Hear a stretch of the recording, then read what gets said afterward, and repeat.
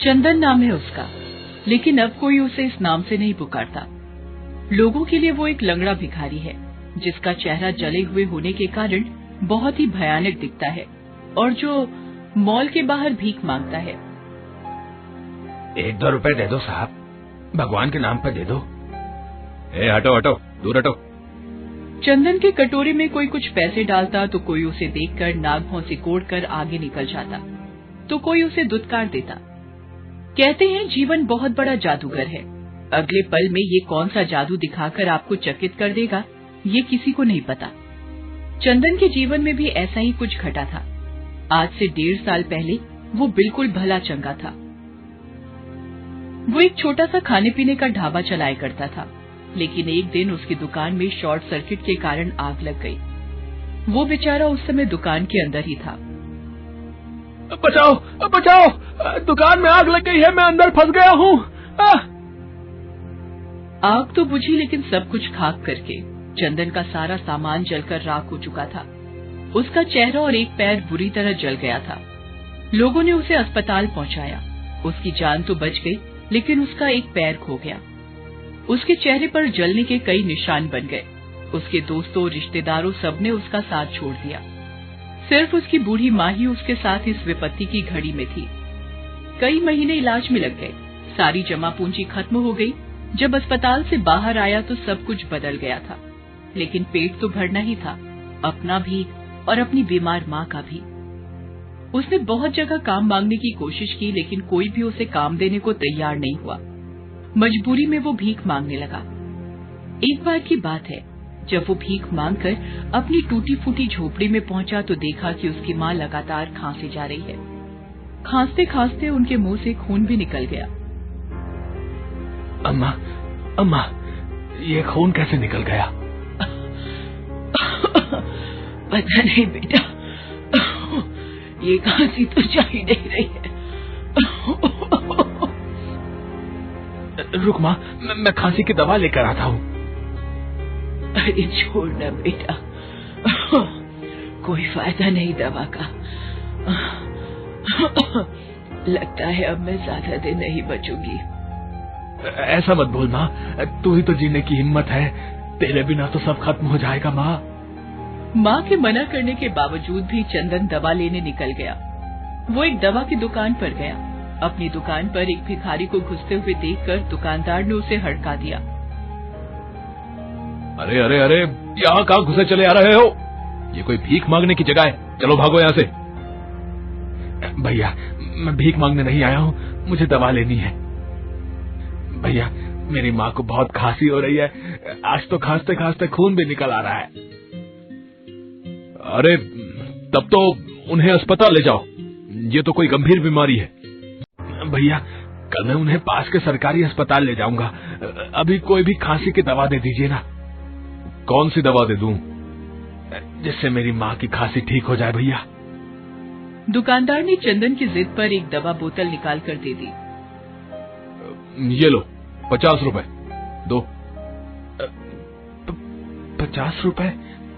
चंदन ने जेब में हाथ डाला और पैसों को एक एक करके गिनने लगा, लेकिन वो 15 रुपए ही थे। भैया, मेरे पास तो 15 रुपए ही है, अभी मुझे ये दवा दे दो ना, बाकी के पैसे मैं कल दे दूंगा। क्यों, कल तेरी लॉटरी लग जाएगी क्या बे भिखारी? चल चल, बहुत देखे तेरे जैसे। मैं यहाँ धंधा करने बैठा हूँ, मुफ्त में दवा बांटने के लिए नहीं बैठा। पहले पैसा लाओ फिर दवा ले जाओ। चल भाग यहाँ से, न जाने कहाँ कहाँ से चले आते हैं दिमाग खराब करने। चंदन निराश होकर दुकान से निकल गया। वो पूरे रास्ते यही सोचता रहा कि इंसान के पास पैसा नहीं है तो उसकी इज्जत कोई नहीं करता। बिना पैसों के ये दुनिया नहीं चलती। एक न एक दिन लोग मंदिर से भगवान की मूर्ति भी निकाल देंगे और पैसों की पूजा करनी शुरू कर देंगे। वो अपने घर पहुंचा।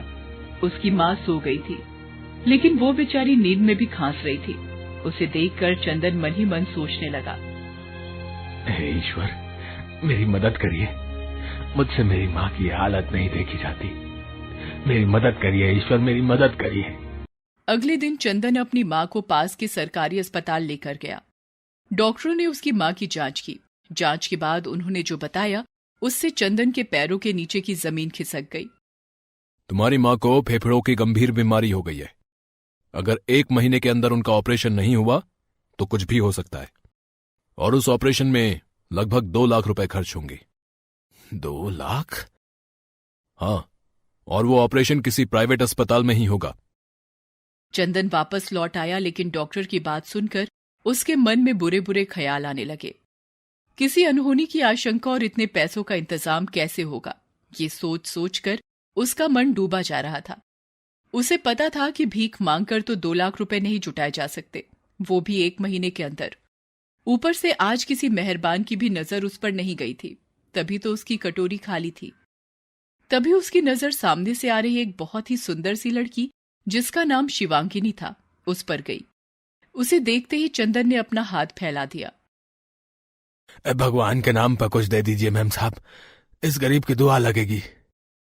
तभी उस लड़की ने 500 का नोट निकालकर उसके कटोरे में डाल दिया। अपने कटोरे में पहली बार इतने बड़े नोट को देखकर उसकी आंखें भर आई और उसके मुंह से निकला, भगवान आपकी सारी मुरादें पूरी करे। शिवांगिनी ने उसे मुस्कुरा कर देखा। तभी एक लंबी सी कार उसके पास आकर रुकी। शिवांगिनी उसमें बैठकर निकल गई।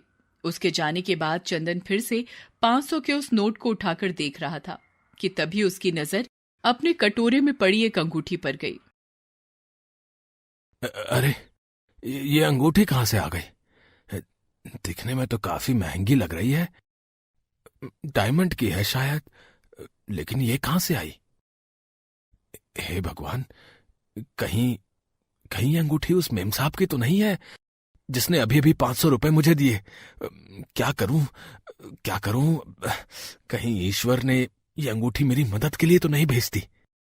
इसे बेचकर क्या पता मां के इलाज का खर्चा निकल आए। हाँ, मैं इसे बेच देता हूं, यही ठीक रहेगा।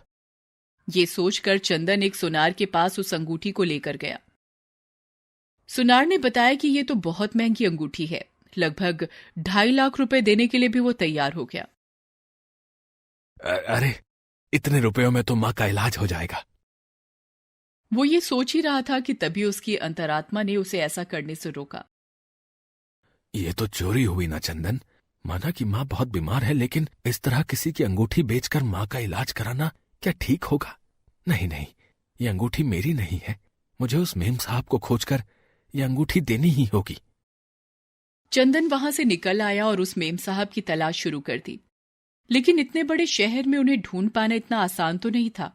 वो बेचारा हर दिन हर चेहरे में उस मेम साहब को ढूंढने की कोशिश करता, लेकिन वो नहीं मिली। इस बात को 10 दिन बीत गए। एक तो मां के इलाज की फिक्र, दूसरे मेम साहब की तलाश। यही सोच सोचकर चंदन कई रातों से सोया नहीं था। लेकिन 11वें दिन उसकी नजर उस मेम साहब पर पड़ गई। वो अपनी गाड़ी में बैठकर उसके सामने से निकल रही थी। चंदन अपनी जगह से उठा और लंगड़ाता लंगड़ाता उनका पीछा करने लगा। कुछ ही दूरी पर वो कार एक बड़े से अस्पताल के बाहर रुकी और वो उस अस्पताल में दाखिल हो गई। चंदन भी अस्पताल के अंदर गया और मेम साहब को आवाज देने लगा। मेम साहब, मेम साहब, मेम साहब। शिवांगिनी ने उसे पलट कर देखा। अरे, तुम्हें तो मैंने कहीं देखा है। मेम साहब, मैं मॉल के बाहर भीख मांगता हूं। 10 दिन पहले आपने मुझे 500 रुपए दिए थे। हाँ, याद आया। पिछले 10 दिनों से मैं आपको ढूंढ रहा हूं। आपकी एक चीज मेरे पास है।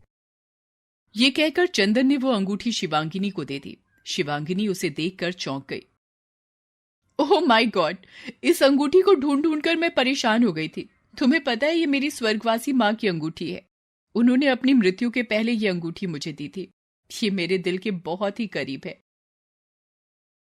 ये तो मुझे नहीं पता मेम साहब, लेकिन इतना पता है कि यह आपकी अमानत है और इसे आपको सौंपना है। ये कहकर चंदन वहां से जाने लगा। तब शिवांगिनी ने उसे रोका। तुम्हें पता है, मैंने तो इस अंगूठी के मिलने की आस ही छोड़ दी थी, लेकिन देखो, ये फिर से मेरी उंगली में है।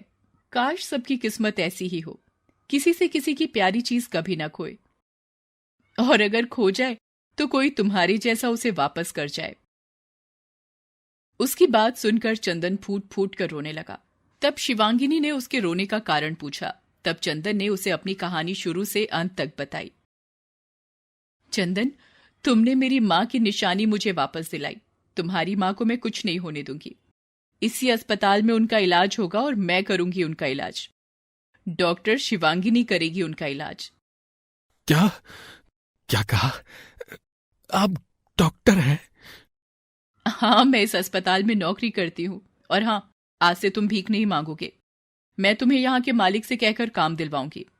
तुम इस अस्पताल में अपनी कैंटीन शुरू करो। चंदन की माँ का ऑपरेशन सफलतापूर्वक हो गया। चंदन शिवांगिनी के अस्पताल में अपनी कैंटीन चलाने लगा। उसने जी तोड़ मेहनत की, अच्छी आमदनी शुरू हो गई। फिर उसने शहर के एक पुराने होटल को खरीदा। उसे भी उसने नया सा बनाकर काम शुरू किया। धीरे धीरे उस शहर में उसके 5 होटल हो गए। लेकिन वो रुका नहीं, क्योंकि उसका लक्ष्य तो कुछ और था।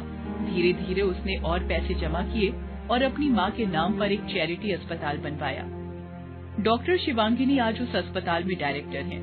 इस अस्पताल के माध्यम से चंदन की कोशिश ये है कि पैसों के अभाव में किसी गरीब का इलाज न रुके और किसी की प्यारी चीज उससे कभी न खोए। Thanks for watching.